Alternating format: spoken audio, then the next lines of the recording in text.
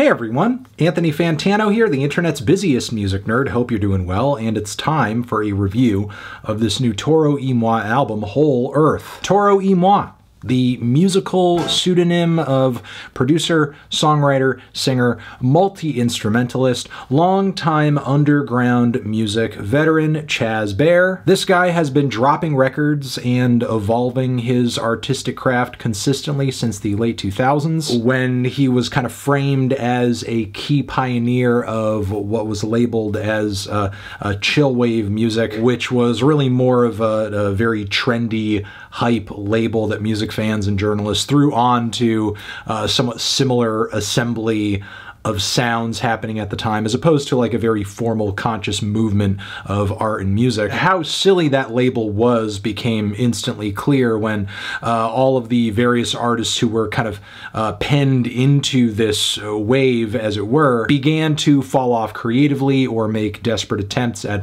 recreating that original success or hype. And then, in the case of Chaz, you have him basically diverging from that sound entirely, and then diverging from his next sound and his next sound and his next sound for more than 10 years on, pretty much making him one of the most difficult to pigeonhole artists to ever come out of the underground in the modern era. This has made Toro y Moi's catalog a bit of a difficult one to explore, as again, Chaz is always on something different, be it synth funk or disco or electropop, neo-psychedelic music too, or something even jazz adjacent. Yeah, he's really touched down on a lot of sounds over the course of his catalog, and he is doing that yet again on this new one over here. What is he doing, you may ask?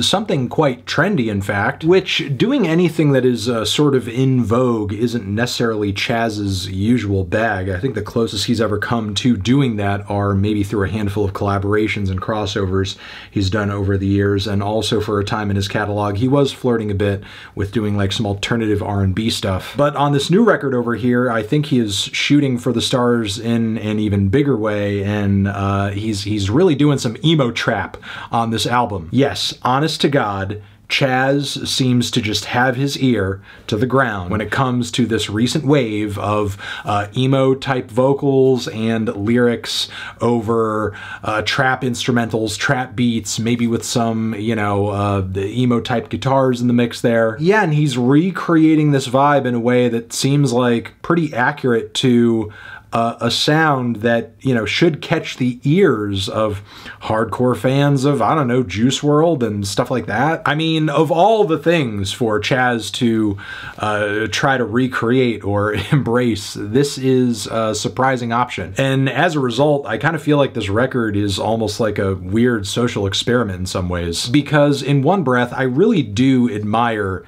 Chaz's ambition and the hopes he obviously put into this album. It seems like he's really trying, as a student of music, as a music fan, as a music producer, to really inject some really authentic aesthetics and musical ideas that seem like true to that original emo spirit. I mean, there's even a track on here featuring Ben Gibbard of Death Cab for Cutie, for Christ's sakes. But yeah, Chaz is really creating something here that, under favorable circumstances, should appeal to exactly that crowd. However, part of me thinks and wonders, like, is this actually how popular music is consumed and disseminated in this day and age? Is there an opportunity for Chaz to essentially step up here and say, hey, I kind of make this sound too, and, you know, will you listen to me do it? When there's already like provably a flood of exactly this kind of thing out there already on the music market today. And then on top of that, you have Chaz's usual core audience,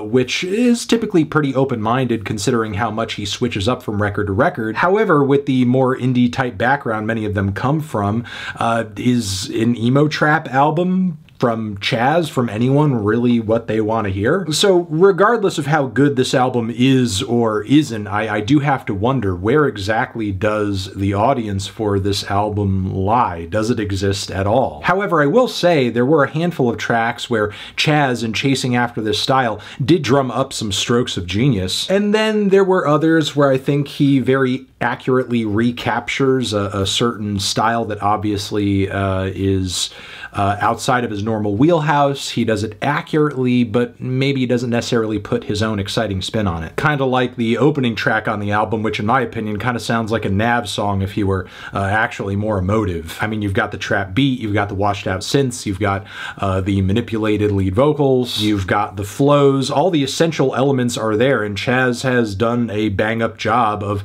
mimicking them in a way to where it sounds like, yeah, this could like be a track that your favorite auto crooner drops onto the Rap Caviar playlist. To make it even clearer what exactly Chaz is going for here deeper into the record, we also have the song Madonna featuring Don Toliver, which as far as this like psych trap direction goes, again, he recaptures this sound and vibe very accurately, but I wouldn't say this is a track that exactly stands out in this lane. And diving further into this sound from here, we have moments like Off-Road that, while on one level I think Chaz does mean well, simultaneously the performance and vocals on this track are very awkward and the auto-tune is grating, and for the most part this song just kind of feels like Chaz is just doing a bad impression of something that he clearly doesn't have the tightest grasp of. I mean, tight enough to come up with some impressive tracks for sure, but this record can be a little hit or miss. As far as the hits are concerned though, we have tracks like Baby Daddy, where he is going all in on this psych trap sound that is very Travis Scott-esque. The production is killer,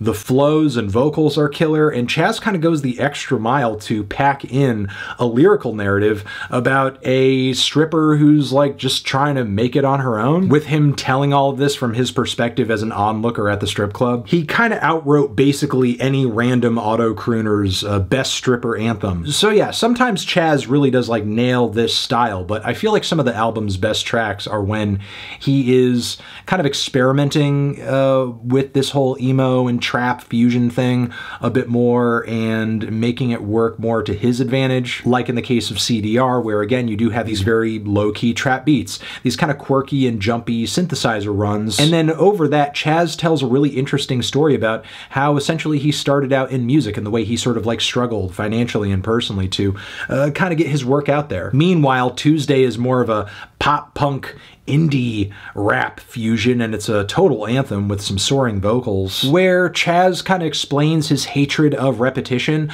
not just with how mundane everyday life is and the news cycle, but it's pretty clear that he's like throwing this out there to make it clear that he doesn't like to make the same album over and over and over, and he likes to switch things up, and his passion as he's singing and writing about this hatred is palpable. There's also Hollywood featuring Ben Gibbard, who I mentioned earlier, which I think has one of the strongest choruses on the entire record. The track is low-key, features some chill beats in the background, and some very kind of mournful, plucky, almost slowcore-esque guitars. And again, I think it's really refreshing to have somebody dabbling in this style, but with an actual rubric for emo music and indie music and underground music that they could sort of like fuse into it to bring this sound just a bit more depth and just something to be kind of intrigued about. I would rather listen to that than somebody just copy Juice WRLD for the millionth time. Beyond this, I will say I feel like the first half of this record is a lot stronger than the second, where I think Chaz starts kind of painting himself into a corner, displaying the fact that he's having a hard time kind of like making a consistent album out of moving in this direction.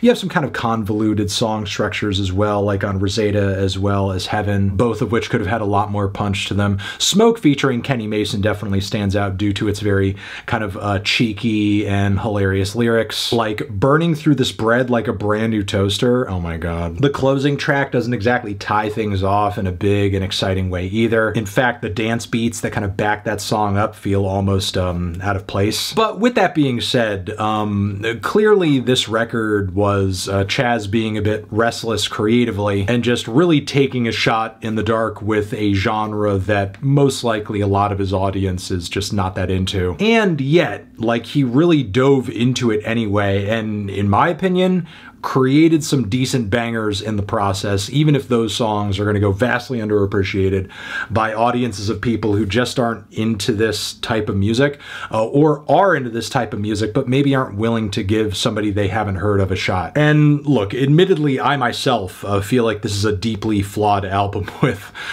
nearly as many lows as there are highs. But with that being said, it was an interesting record all the same to listen to and dissect and kind of sift through, because Chaz really is like a one-of-a-kind songwriter and producer who, when he puts his mind to it, can do and try and attempt just about anything. So I'm feeling a light to decent 6 on this one. Transition, have you given this album a listen? Did you love it? Did you hate it? What would you rate it? You're the best, you're the best. What should I review next? Hit the like if you like. Please subscribe and please don't cry. Hit the bell as well. Over here next to my head is another video you can check out. Hit that up or the link to subscribe to the channel. Anthony Fantano, Toro y Moi, forever.